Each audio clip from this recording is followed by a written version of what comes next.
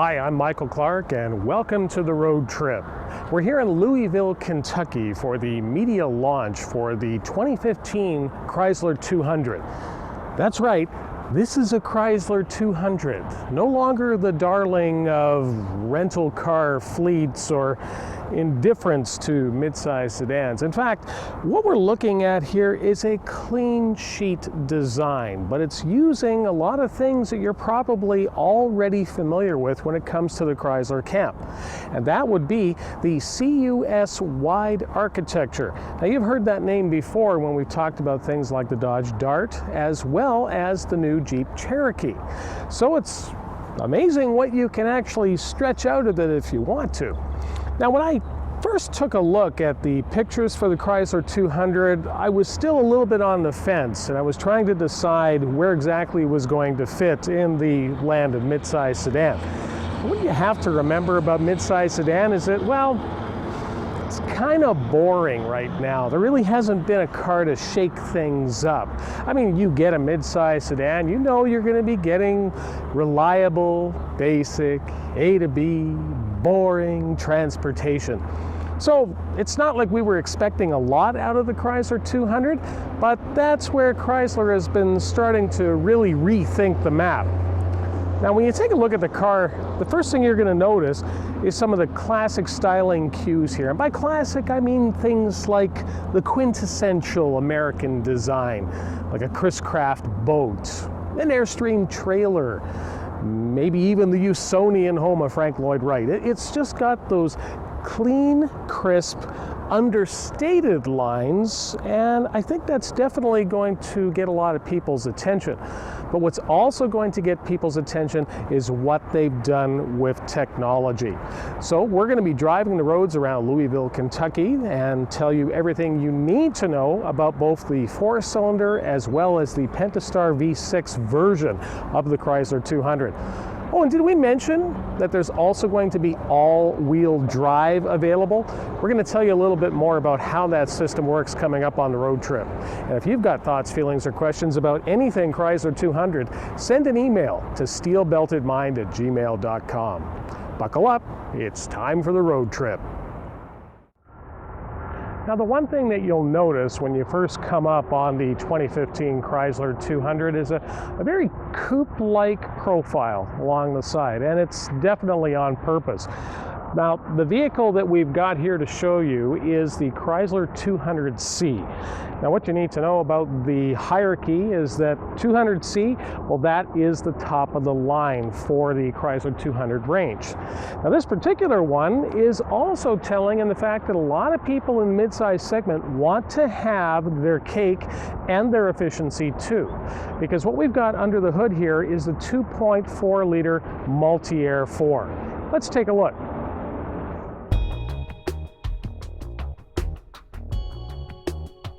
The 2.4-liter multi-air 2 inline 4 also goes by the name Tiger Shark, with 184 horsepower and 173 pound-feet of torque.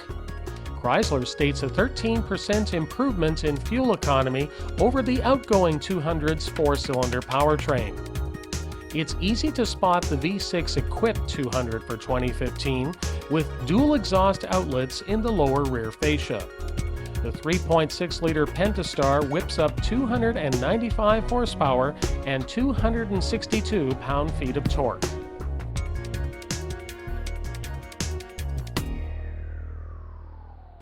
Yeah, the all-wheel drive that we have on the compact US-wide platform was developed for both the Cherokee and the Chrysler 200 in unison.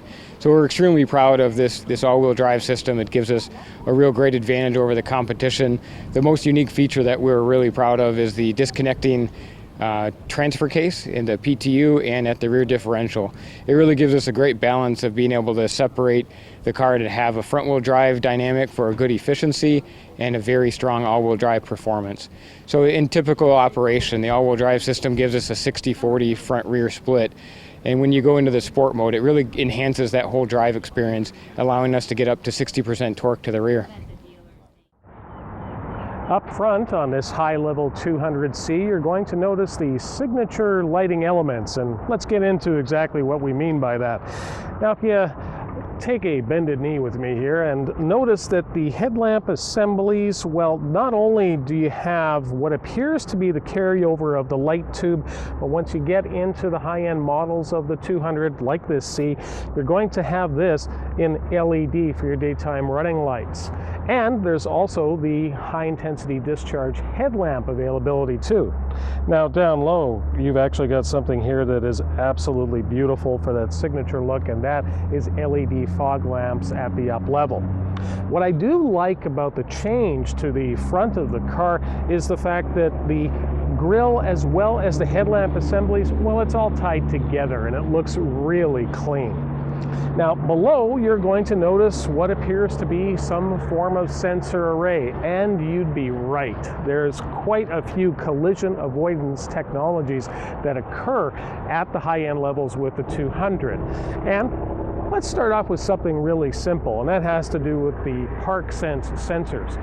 So let's say, for example, you've got the vehicle in gear, whether it be forward or reverse, and you're inching into place in a tight little parking spot, or you're backing up and, well, the dreaded possibility of something or someone being behind you that you can't see, even with the available backup camera. Well, what the vehicle will actually do is it will give you a brake pedal pulse in situations like that the sensors are aware of.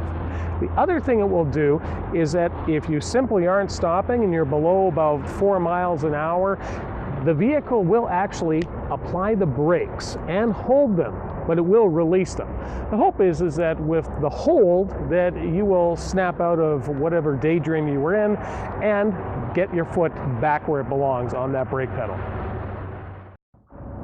Now, I might be the only guy in the world who geeks out about exterior rear view mirrors, but talk about a mirror to geek out about. I mean, these are definitely one of the most beautiful sculpted designs that I've seen in a long time, and still being very practical, because you've actually got quite a large pane here, but it's doing it in such a way that it's not going to make the mirror overly fat.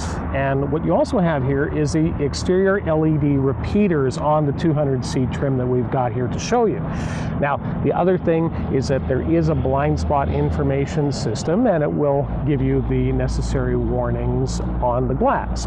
The other thing is that for Canada, they're going to be heated at the limited and up trim level. So the only one that you have to be concerned with that doesn't have the heat is the base model LX. And as expected, they do have the ability to break away and fold away depending on where you're parking.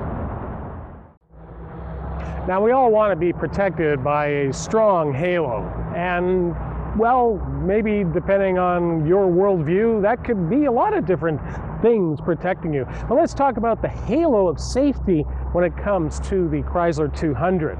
Now, the reason I've got the doors open is because of the door rings. So this space that is the ring of the door, if you will. Well, what they've done here is they've actually made these particular door rings out of boron steel. So this is going to help keep the vehicle in, well, pretty much looking like the vehicle if it ever gets into a rollover event. So we're expecting that that's going to certainly bode well for the Insurance Institute for Highway Safety tests for roof crush. Now, the other thing you need to know about the car is that the A-pillars, while definitely a lot thinner than what you would expect in a vehicle of this class and also having the necessary strength, they've actually had quite a bit of reinforcements inside with high-strength steel. Again, going to help in respect to protecting the occupants when it comes to any type of crash. Now, speaking of crash, if you ever are in a crash event, you are protected by 8 airbags. So you've got dual frontal, you have your side pelvic bags up front for the front seat passengers, and you also have your curtains front and rear. But what you also get are driver side and front passenger knee airbags.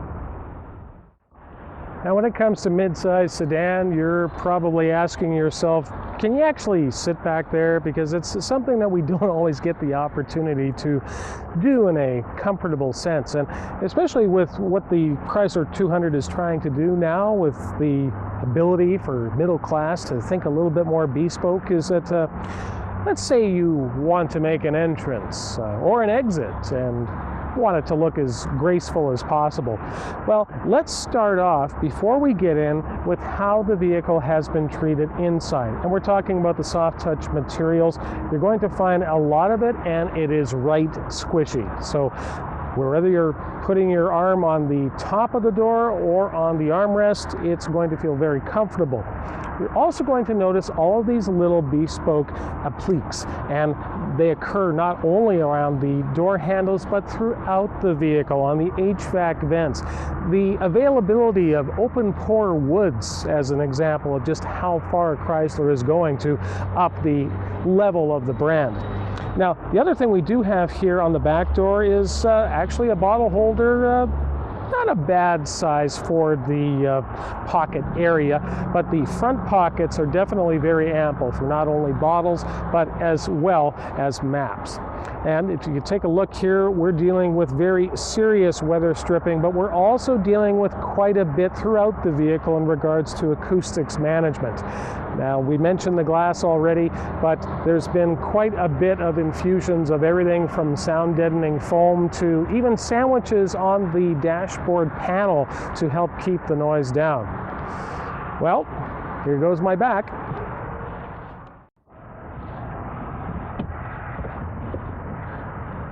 Okay, well, let's tell you a little bit about how it feels back here. Now, the first thing you're going to notice, especially when you get in, is just simply be aware of how much lower that this coupe profile affects the ingress and egress. But it's not the type of thing where you're going to be knocking your head against it too often. What I'm noticing already is excellent angle here for the bottom seat cushion, so your knees, everything is well supported underneath. Definitely important for long drives. The rear of the seat backs has been sculpted, so as you can see, lots of leg room here, and these seats are actually quite a ways back. There's also door pockets for the left as well as the right hand side seats. Excellent lumbar support, certainly more than I was expecting for a Chrysler product. The Napa leather that's in this particular 200C, as always with anything that we've tasted when it comes to Napa leather from Chrysler's, very well executed, exceptionally well stitched. It definitely looks very bespoke for the segment. Now, in the rear, you do have HVAC vents at the rear of the console, but you also have a pull-down armrest in the center for the passengers as well as cup holders, but there's also a pass-through with that. And if that wasn't enough, you still get 60-40 split fold-down seats. So it's not only bespoke inside, but you can take it to Home Depot and get the long stuff on the weekends. Well, if you haven't figured it out already, the road trip has something of a new toy. So we're going to play around with the fisheye lens here and see exactly how much I'm able to show you without having cameraman, because Brian couldn't make it to Louisville like we had the budget. But let's talk about the things that you need to know about inside this particular highfalutin 200C. Now, as you can see here, we've got the 8.4-inch Uconnect screen, and we've experienced this already on a lot of other Chrysler products, and it works exceptionally well. Now, the other thing that you've got here is the electronic shifting control, the rotary dial style of control here. Now, because this is a 4-cylinder 200C, you don't have the sport or the paddles. There is a sport edition with the 4-cylinder on the 200S, so if you want a little bit more sporting capability, you can look at that one. Now, as mentioned, we've got the push button start, so that's I have to admit, I'm not terribly fond of where they placed it. My intuitive sense as to where that particular push button start should be a little bit higher up on this particular portion here. That's where I kept reaching for it. The climate control system that we've got here, it looks very much like everything else we've seen on different Chrysler products, with of course the difference being is that it's angled in such a way that it's, as you have your elbow say on the armrest, you're able to actually control it, and it almost seems very natural the way that it's placed. It actually makes a lot of sense inside. Now, the other thing that's going to free up a lot of room in respect to this Mondo console system that we've got here is the addition of an electronic parking brake. And let me tell you a little bit more about this parking brake because, well, not only is it electronic, but it has this feature called safe hold. Now imagine you've had a really hard day at work, and you know the boss at the road trip is just giving you all sorts of grief, and you're trying to just get home and just end the day. And you pull into the driveway, you got the vehicle in gear, you open the door. Can you imagine what would happen if you actually got out of the car, removing your seatbelt, and the car is still going? Well, it's definitely happened once or twice, because what Chrysler has done is with the safe hold system, if you get out of the vehicle, whether it's in drive or reverse, what's going to happen is that once you let go of that brake pedal and the car starts rolling, it's going to immediately stop and hold that car. So that's definitely one of the coolest things that I've seen, and it works exceptionally well. Now, steering wheel controls, and what I like about what Chrysler's done is they've kept their audio controls on the back of the steering wheel, so you don't have that busying up the wheel. Now the wheel, albeit, is kind of busy because we are dealing with, of course, our cruise control as well as our information screen access on the left hand side, and you've also got your Bluetooth as well as voice controls here. But what you've also got is the additional controls for the adaptive cruise, setting your distance, that sort of thing, and also the abilities with the forward collision warnings. So it's important to know that that is on the steering wheel, which is, I have to tell you, exceptionally well done. Available as a heated steering wheel too, so keep that in mind. Now the seats, you can get both heat as well as ventilation depending on the model. You'll notice here that we've got the parking sensor switches. Now you do have the park sense, the buttons here. And over to the left here you have the abilities for the park sense to actually park you. And we're not just talking about parallel parking, we're also talking about perpendicular, and it's the same type of system that we saw with the 2014 Jeep Cherokee. Now you also have the abilities for the blind spot information systems. It's all here, but what you've also got is the ability for the vehicle with the electric power steering to actually give you a little bit of effort. So if you're actually moving outside the lane and the vehicle senses it, then all you have to do is switch that on, and the lane sense comes on, and you are now going to have that additional ability with the electronic power steering system, which I have to tell you is weighted extremely well. This is by no means something that feels video gamey at all. It feels very hydraulic at all speed levels, so definitely give it a steer. Now there's a tilt and telescoping column. It's a manual column on the lower levels, but there's also the availability of a power telescoping and tilt column.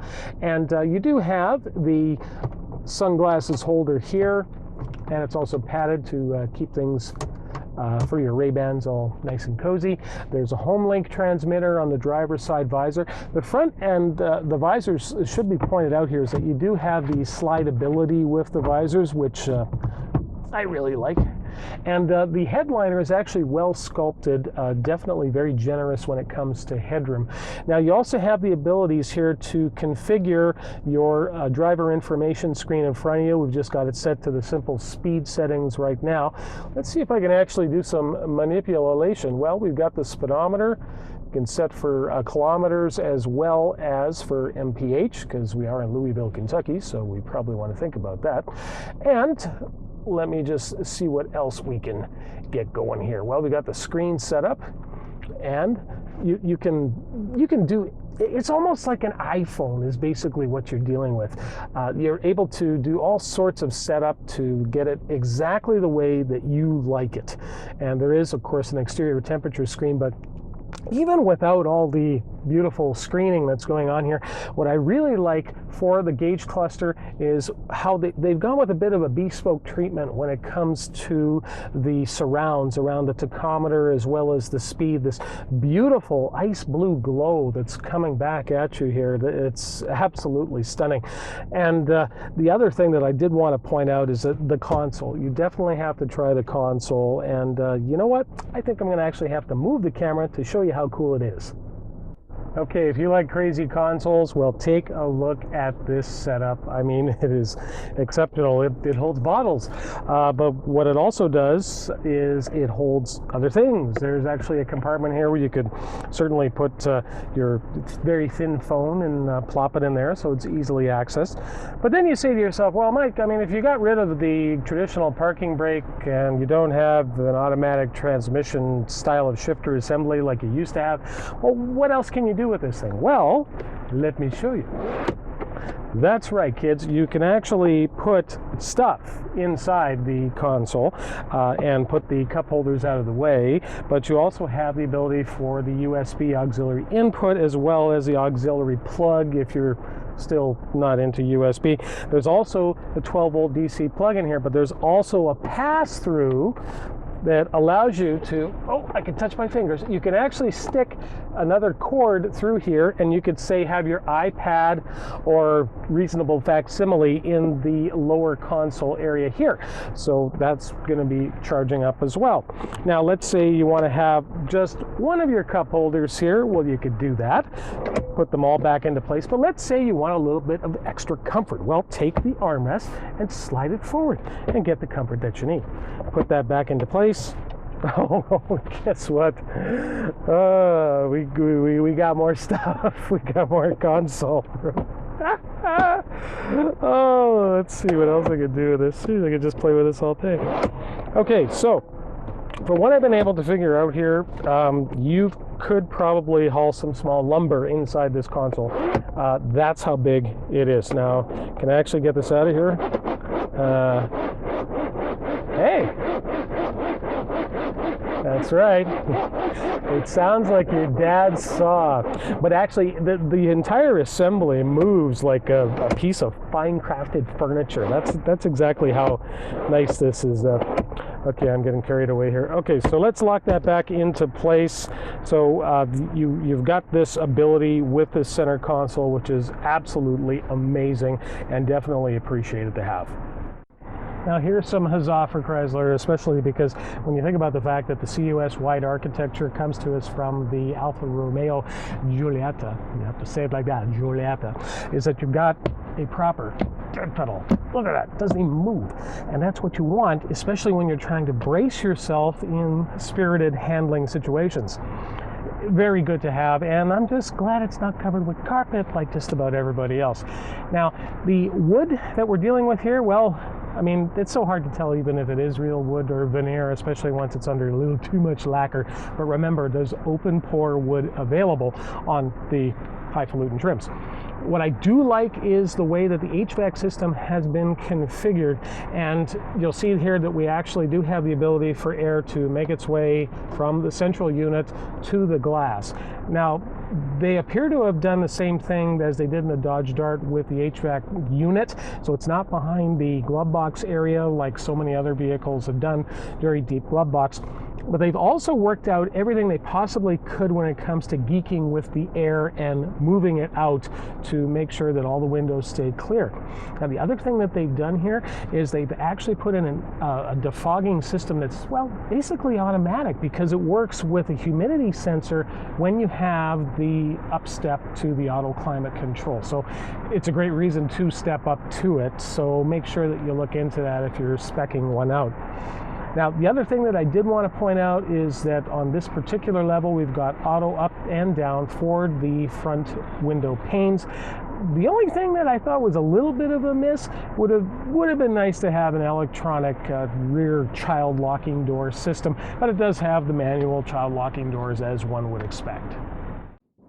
Chrysler Canada tells us that the Chrysler 200 Limited Edition is going to be what they call the Velocity car. So that means that a vehicle like this with the alloy wheels, plus heated seats, plus heated exterior mirrors, is going to be the one that most Canadians are going to find compelling, especially at an MSRP of $24,495. Now, we've already been testing the 4-cylinder engine, and we have to tell you, when it comes to the back roads of Kentucky, it's performed extremely well with the 9-speed automatic. So the Velocity model for us will be the 200 Limited model, and again, it represents a significant portion of the Canadian marketplace. And what we're trying to do with this vehicle is offer Canadians tremendous value, and again, comes standard right from the entry level with a 9-speed transmission. But when you get to the limited trim level, we're really raising the bar when it comes to content, such as power seats, heated seats.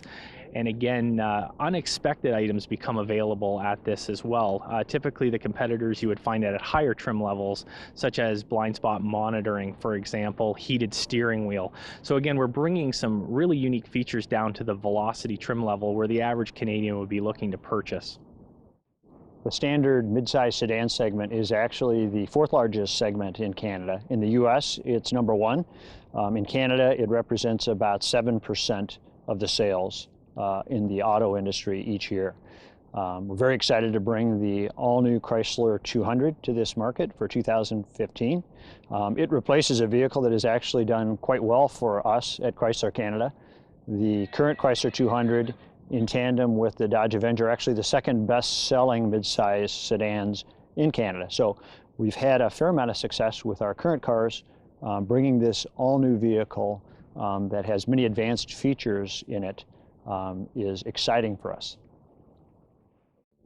Well, with the new car here, when we looked back at some of our old cars, obviously we didn't want to do a retro look, but we wanted to draw inspiration from some of our previous vehicles. So some of the 60s and 50s Chrysler sedans, if you look at them, they're very long, very stretched out, kind of give it a very premium upscale look. And if you look at the side of the car on the new generation 200, there's a character line that wraps from one end of the car, goes all the way back and wraps back around. That line, you can see it's very similar on some of the past vehicles, and it's also on our current 300 today.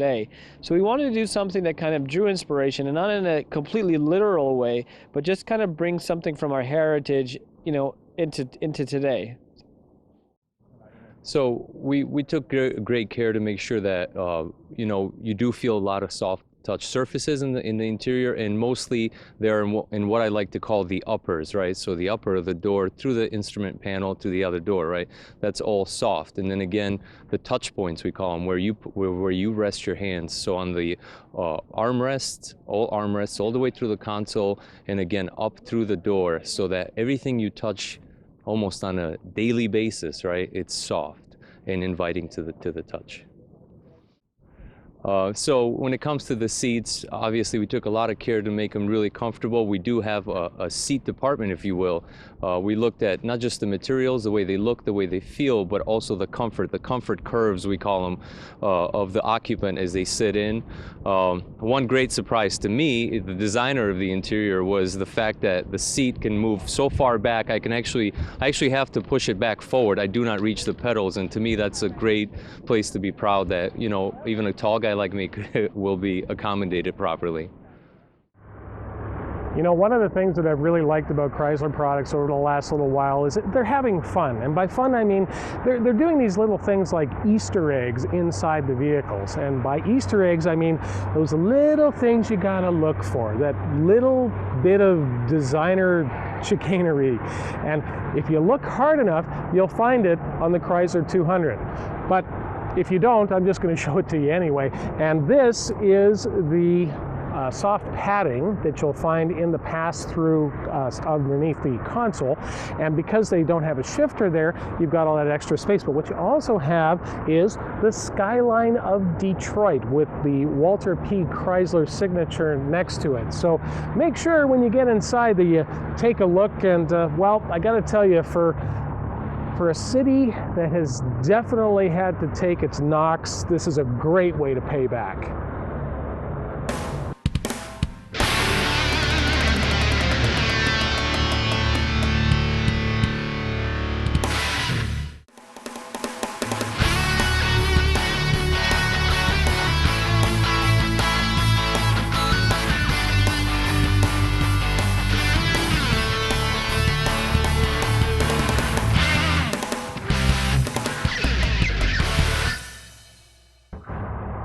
Now, bringing down the seat backs, it's fairly simple. There's straps on the outboard sides, easy to find. All you have to do is give it a pull.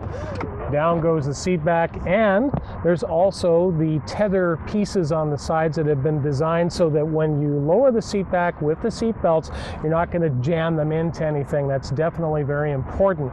But the other thing too is that we're not dealing with what I would call a ridiculous angle for actually being able to load larger items inside the vehicle.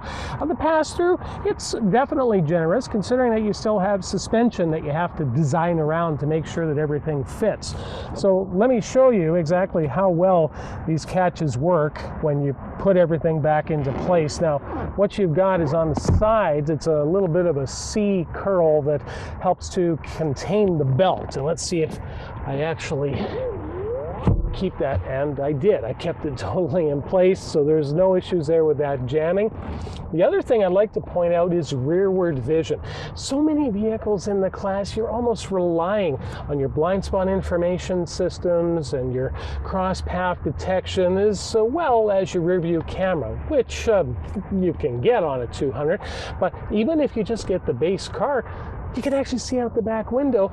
And you can see out the back window with the headrests in place. That is fantastic.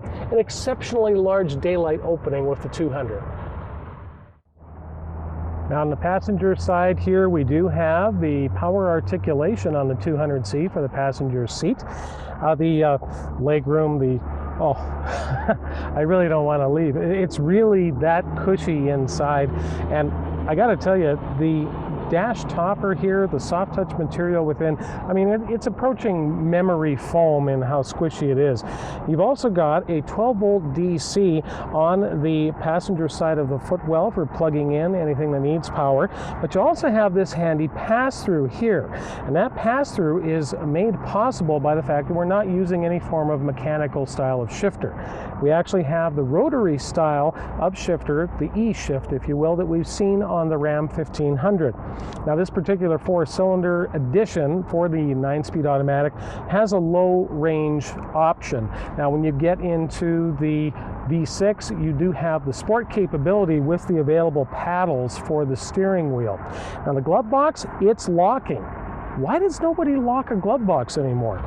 But you'll probably want to, considering it's about as deep as what we experienced on the Dodge Dart. So that allows you to put things like tablets, maybe even a small laptop inside and very easily lock it and contain it. Now before we head into the trunk, I did want to point out that the LED tail lamps, well, that is standard equipment even on the base car. So you don't have to pay extra for that signature look. Now we take a look inside, and there is of course the release tab here. Now the interesting thing I noticed that even on the LX, which remember the cars all have the push button start, so you only need to have the fob, you don't have to stick it anywhere, but you do get the trunk release on the exterior as well as the driver door will open with that key setup. So let's take a look inside. Now you'll notice that the hinges for the trunk lid, well, they're going to intrude a little bit when it comes to luggage, but considering the fact that they're off to the side, I really don't see that being a problem unless you're a bit of a pack rat like me. Now I did notice that there's been exceptionally good use of seam sealer on the vehicle throughout, and it's actually all applied with lasers and technology that just seems downright Star Trek. But the one thing that apparently they forgot about is the interior trunk lid pull down. As you can see, this is where it would be if it was here, but it's not here. That's where it should be.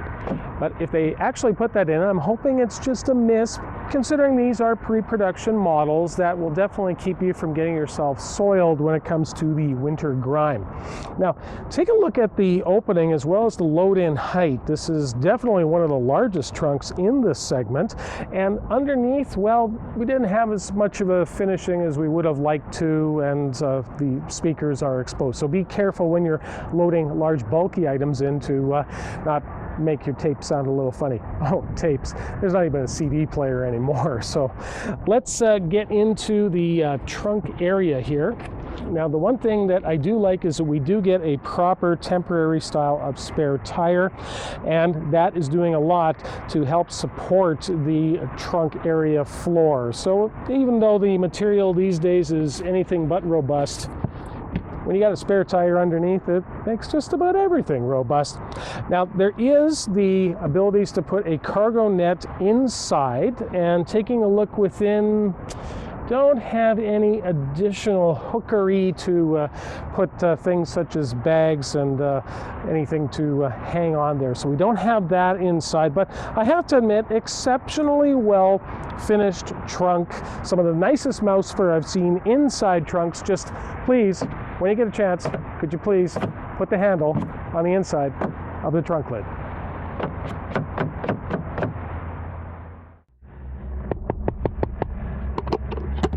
Hey, did I mention there's a pass-through? It's pretty handy to have if you got long items. Oh goody, something else to geek out about, and that's the exterior door handles with their bright finish toppers and keyless entry. Now, if you take a look at the bright work here on this 200C, it's very tastefully done, as well as infusions of the piano black around the daylight opening. So definitely going to command presence when you pull up at the country club or at Costco. This 200C tester has the largest wheels available on the Chrysler 200 series. That is the 19 inches. Now, if you're getting into the base model car, you're going to get 17 inches with plastic covers, but there's also 17-inch alloys available. And the 18-inch wheel also occurs, and that would be on the 200S edition. Well, definitely I like a lot is the silhouette of the car. It's very streamlined, very coupe-like. I was always taught when I was in school, for a car to be, unique, it needs to have a very cool silhouette. Something where if you put a sheet over the car, would you still recognize what it is? And I think with this car, it has that appearance, especially with the deck lid. It's very sculpted and gives it a very wide stance. It gives it a very upscale, almost, exotic appearance for, something as, not as normally viewed as conventional segment, because it's a very large segment. But, on this car here, I think it gives it a very upscale appearance at an affordable price. For 2015, the Chrysler 200 will have, starting from MSRP in Canada, of $22,495 for the base LX. And I have to admit, when you take a look at the visual that you could have for that little money, that's going to be a compelling reason for a lot of people to step up to Chrysler. Now, I would have to say that the Limited is going to be the money car, because it's going to have a lot of that popular Canadian equipment, such as heated exterior mirrors and the availability of heated seats. If I had to say which one is really getting my attention, it would be the 200S with a 3.6-liter Pentastar and the all-wheel drive spine. But what most people are definitely going to be blown away with is the interior, and not just the abilities of crazy movable consoles, but the fit and finish and level of materials used. Now, if you've got thoughts, feelings, or questions about the 2015 Chrysler 200, send an email to steelbeltedmind@gmail.com. For the road trip from Louisville, Kentucky, I'm Michael Clark. Keep the shiny side up and the rubber side down. Well, we've just pulled up to the hotel for the end of the drive, and I'd like to introduce you to my driving partner, Jill McIntosh from womenonwheels.ca. Is that Women on Wheels or Woman on Wheels? Woman. There's only one of me. That's true. That's true. One is enough.